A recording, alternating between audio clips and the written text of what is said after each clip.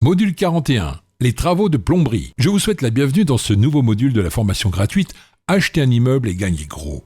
Je vous invite à vous abonner pour être tenu au courant de la sortie des nouveaux modules et si vous avez une question, n'hésitez pas à la mettre dans les commentaires. Notez bien que pour chaque module, il y a également une version écrite. Elle est juste en dessous dans la description. Dans cette partie, on rentrera en détail dans la partie plomberie. On verra une grosse partie de tous les travaux de plomberie que vous aurez à faire lorsque vous ferez des travaux.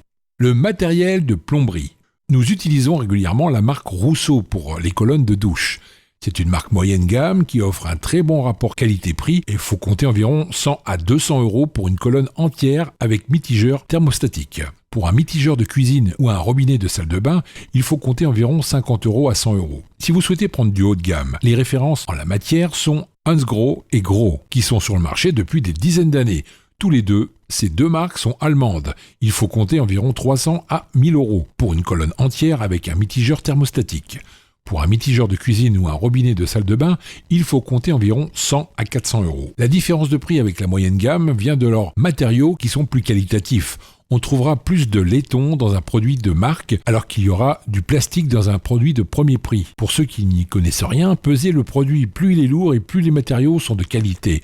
Ce qu'il faut savoir, c'est que Grohe, par exemple, utilise ses propres fonderies, c'est-à-dire qu'ils fabriquent en grande partie leurs matériaux, permettant ainsi à la marque d'avoir des matériaux de qualité. De plus, avec un mitigeur Grohe, s'il est bien posé, vous n'aurez aucun souci pendant 15-20 ans. Le produit ne bougera pas. Il coûte plus cher à l'achat, mais il est plus rentable sur le long terme.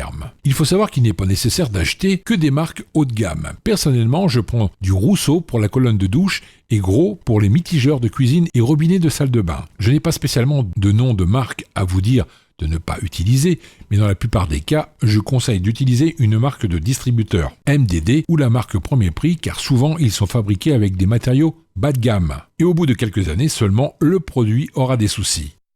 Contrairement à l'électricité où il y a un seul site qui regroupe tout, pour la plomberie, il faut chercher un petit peu sur Internet. Personnellement, j'achète beaucoup sur Internet. Pour les mitigeurs de cuisine, robinets de salle de bain, les colonnes de douche, je vais sur manomano.fr. C'est une place de marché, plein de vendeurs différents et qui vendent sur la plateforme. Au même titre qu'Amazon, mais spécialisé dans les travaux. Pour les parois de douche et les receveurs, j'achète en magasin directement, chez Brico Dépôt. Pour le chauffe-eau et les toilettes, je laisse mon plombier acheter directement chez son fournisseur CDO car c'est du matériel très encombrant. Concernant le receveur de douche, il n'y a pas de marque particulière à conseiller. C'est surtout la matière qui est très importante. Pour n'avoir aucun problème, choisissez un receveur en céramique. Vous serez tranquille pendant des dizaines d'années. Si vous visitez les vieux appartements, souvent on voit des bacs à douche de cette matière qui datent de 20, 30 ou 40 ans et ça ne bouge pas. C'est une excellente matière. Pour avoir un design sympa, prenez le receveur en céramique plat de 6 à 7 cm. Pour exemple, un bac 80 par 80 en céramique se trouve autour de 120 à 130 € sur Internet ou en magasin. En revanche, ne pas mettre de receveur en ABS. C'est le moins cher en général. Ça coûte environ 60 €. Le gros souci, c'est que la matière bouge beaucoup. C'est une matière molle et le souci également, c'est que comme le produit bouge avec le temps, les joints craquent, il faut donc les refaire tous les 6 mois. Un autre conseil également, ne pas utiliser de kit bac à douche. Ça tient aussi mal dans le temps, ça coûte plus cher qu'une belle douche. Receveur plus colonne de douche plus paroi de douche. Concernant les toilettes, vous pouvez choisir les suspendus ou non. Ça ne change pas grand-chose, le suspendu étant plus esthétique, mais coûte 2 fois plus cher qu'un normal, la pose étant plus chère également. Au niveau de la marque, je conseille Grohe, mais également Porcher et Gapberry qui sont moins chers. Le chauffe-eau. Le chauffe-eau est également important. Pour un studio, je vois généralement un 50 litres ou 75 litres. C'est un peu juste, surtout si on tombe sur un locataire qui aime rester sous la douche. Personnellement, je mets les 100 litres pour être tranquille. Il faudra le poser au sol. Il est très compliqué de faire tenir un chauffe-eau de 100 litres sur du placo. J'affectionne les marques Atlantique ou de Dietrich. Je prends les entrées de gamme de ces marques. Il faut donc compter environ 200 € le chauffe-eau.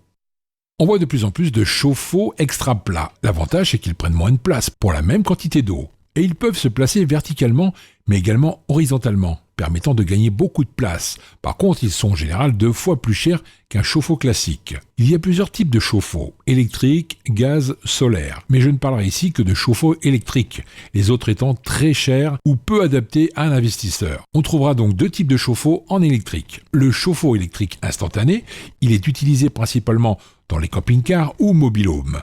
Son avantage, c'est qu'il ne prend pas de place, mais il ne sera pas du tout utile pour un vrai appartement, car il est conçu pour des faibles besoins en eau. Il est donc à proscrire, mais il est important que vous connaissiez son existence, en cas où vous le voyez dans un devis d'artisan. Le chauffe-eau électrique à accumulation. Il se présente sous forme d'une cuve plus ou moins grande en fonction de la taille choisie. Pour un studio, comme je l'ai dit, je prends un 100 litres. À savoir, un 100 litres sera très compliqué à mettre au mur sur du placo. Il faudra le mettre contre du béton ou de la pierre. Sinon, il faudra le mettre au sol. Mais ça sera évidemment 1 mètre carré de perdu. C'est une évidence, mais il faudra bien sûr un chauffe-eau par appartement. J'ai déjà vu, lors de visites, un appartement coupé en deux. Un seul chauffe-eau d'eau dans le sas qui distribue les deux appartements. Ce n'est pas illégal en soi, car c'est un peu le principe du chauffage collectif. Cependant, je ne le recommande surtout pas. Il faut compter 150 à 200 € un chauffe-eau classique de la marque Atlantique pour un 100 litres à 400 € pour un chauffe-eau extra plat. Le sanibroyeur. Lorsqu'on veut ajouter un WC, la partie évacuation d'eau n'est pas une mince affaire, comme vous avez pu le remarquer pendant cette formation. Certains auront envie de ne pas s'embêter à créer des évacuations pour un toilette supplémentaire.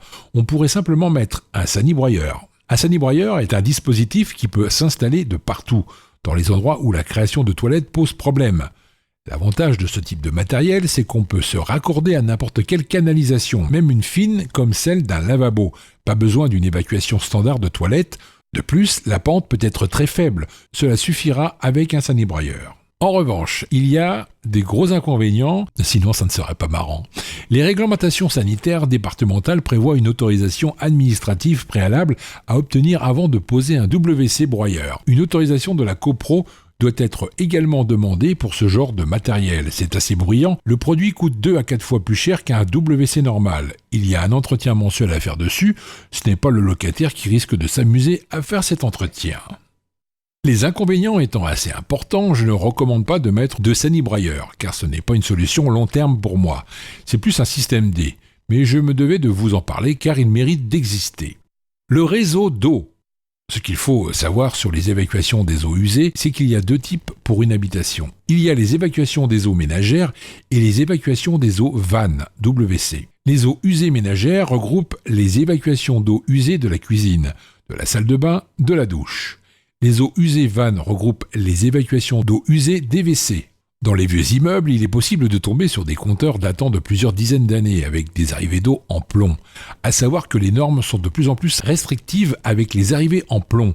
Si vous en avez dans votre immeuble, il faudra les changer. Un compteur d'eau est un appareil de mesure permettant d'évaluer la consommation d'eau d'une installation. Le nouveau kit d'eau ou les nouvelles arrivées d'eau seront installées par votre plombier. Pour une création de logement, il faut installer un compteur d'eau. Le plombier doit partir sous la nourrice de base. Il va créer une arrivée supplémentaire à partir de cette nourrice en y ajoutant un kit compteur. Ce kit compteur appartiendra à l'appartement créé. La division de cette nourrice de 5 à 6 arrivées par exemple, afin de créer un appartement supplémentaire, ainsi que l'installation du kit compteur est faite par le plombier. Le service des eaux ne s'occupe de rien. Je vous mettrai une photo du compteur d'eau dans la description. Dans les nouveaux immeubles ou lors d'une rénovation, il est interdit d'installer le compteur d'eau dans l'appartement. Il faut qu'un agent de service des eaux de la ville puisse y avoir accès sans rentrer dans l'appartement. Il se trouve donc dans les communs des immeubles ou dans les caves. Comme l'achat du compteur et l'installation se fait par votre plombier, ça va aussi vite. C'est à vous de voir avec votre plombier le temps d'installation. En général, sous 2 heures, le compteur est installé. La procédure. Une fois la division de la nourrice faite et le kit compteur installé, vous ou votre plombier devez appeler le service des eaux de la ville qui va vérifier que l'installation est aux normes.